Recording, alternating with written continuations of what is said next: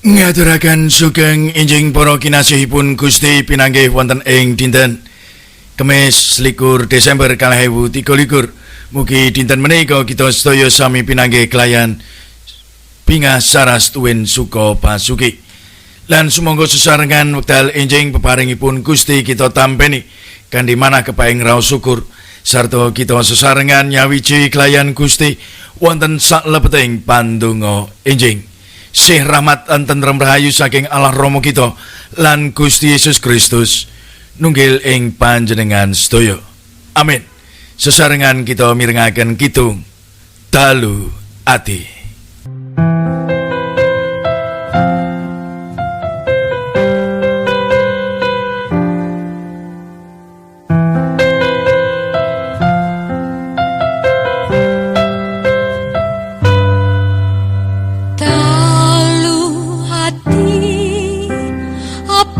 Cahyeng kartiko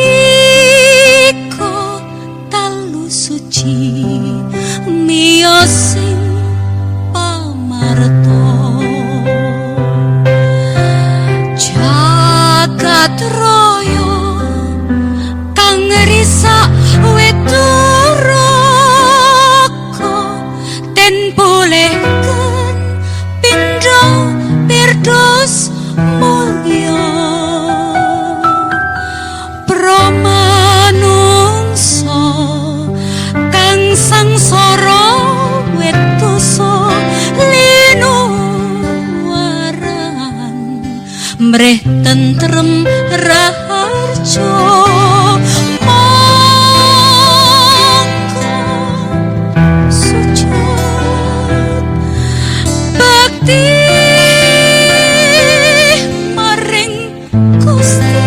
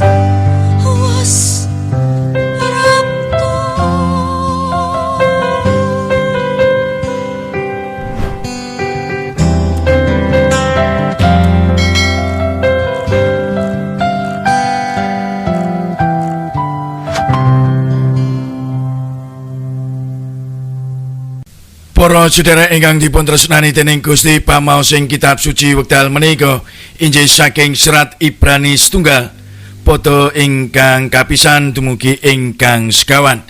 Sakwise nalika jaman biyen Gusti Allah ngendika marang para leluhur kita nganti marambah-rambah sarta kelawan patrap warna-warna lumantar para nabi.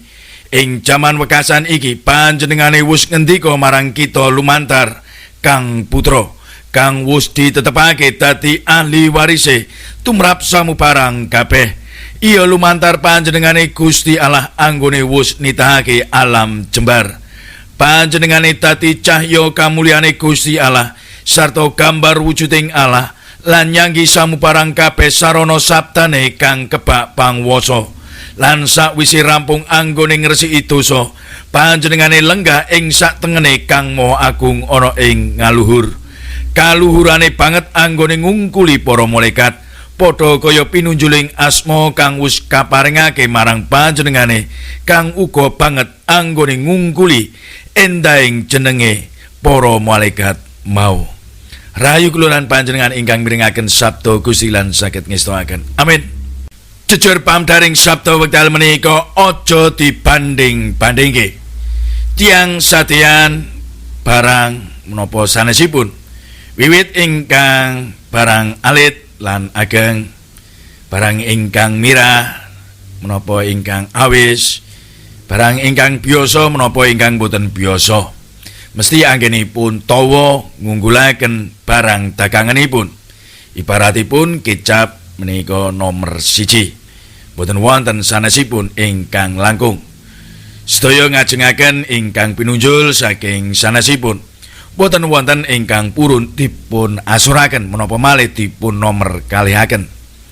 Semanten ugi ing donya menika asring tawa bab kasenengan, urip ingkang kepenak, urip ingkang aman lan tentrem. Menawi menika agama mesti tawa bab ingkang paling mursid piyambak lan tawa babagan swarga. Kados-kados swarga lan urip kepenak menika donya ingkang nentokaken. Para sedherek ingkang dipun tresnani dening Gusti, ing dinten menika kita dipun emutaken bilih ingkang rawuh lan miyos ing donya menika Gusti Yesus putraning Allah. Sanes duta biasa, sanes manungsa biasa, menapa malih menika malaikat boten. Gusti Yesus menika Gusti Allah piyambak ingkang rawuh. Asmanipun menika asma ingkang pinunjul lan ngluwi saking kathahing asma. Injih menika Yesus Gusti ingkang nyelametaken. Lan pakaranipun badhe sinebut Sang Immanuel, Gusti Allah nunggil kelayan kita. Gusti piyambak ingkang rawuh kangge kita manungsa ingkang dosa lan gesangipun boten wilujeng. Mila gesangipun boten katunungan tentrem rahayu ingkang sejati. Para sedherek ingkang dipun tresnani dening Gusti, Gusti Yesus boten saged dipun banding-bandingaken utawi malah aja dibanding-bandingke kelayan sanesipun. Awit Gusti Yesus menika Gusti Allah piyambak ingkang rawuh.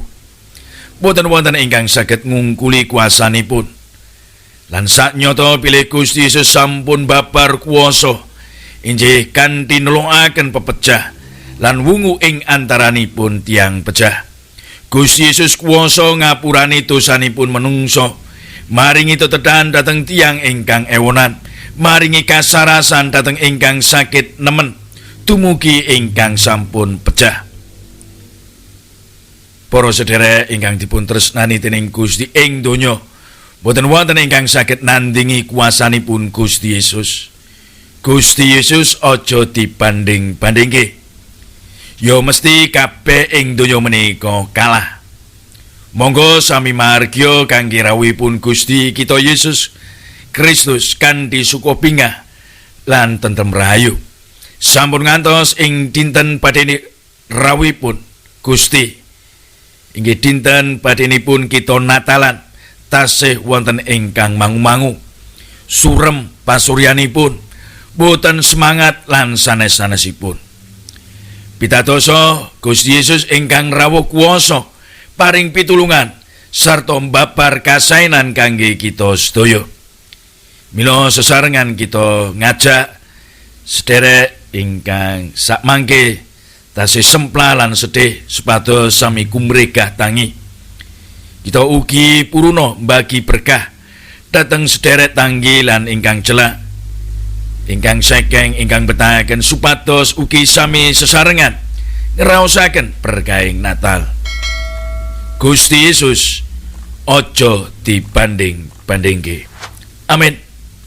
Sesarengan kita tumunggul ing pandonga kamulyakna asma Paduka lan projalma tansah memuji kanthi sukarena awit rawuh Paduka kangge nyelametaken gesang kawula saking dosa sarta paring tentrem rayu ingkang sejati. Mugi riyadi Natal ingkang saya celak saestu dados sukopingah lan semangat ingkang enggal tumraping kawula sedaya nglangkungi samukawis perkawis saha panggodaning donya ingkang nawekaken ingkang semu lan sakedhap netra. Ruwet renteng lan pot-repoting gesang boten badhe damel kawula mangu-mangu lan ajrih kemalih amargi rawuh Paduka ingkang paring pitulungan sejati. Para sepuh tansah pinayungan ing sawab berkah Paduka dadosna dinten-dintenipun para sepuh tansah manggih wilujeng. Boten wonten ingkang kirang nanging samya kaluberan ing sukopingah lan tentrem rahayu ingkang sumrambau ugi dhateng putra wayahipun. Ingkang sami sakit Paduka paringi saras sampurna. Ingkang sami nandang sedih lan sapiturutipun Paduka paringi panglipuran. Satemah para sepuh menika pinanggih sehat panjang yuswa lan kaluberan ing werni-werni kasainan. Sawetahipun do Gusti anggen kawula sami pasrah lan sumindih. Paduka paring kegiatan tuwin panglipuran ingkang sejati. Wonten ing Gusti kalau Yesus Kristus juru wilujeng kawula. Kawula sampun ndedonga. Amin. Sugeng nindakaken cicipan ing dinten menika.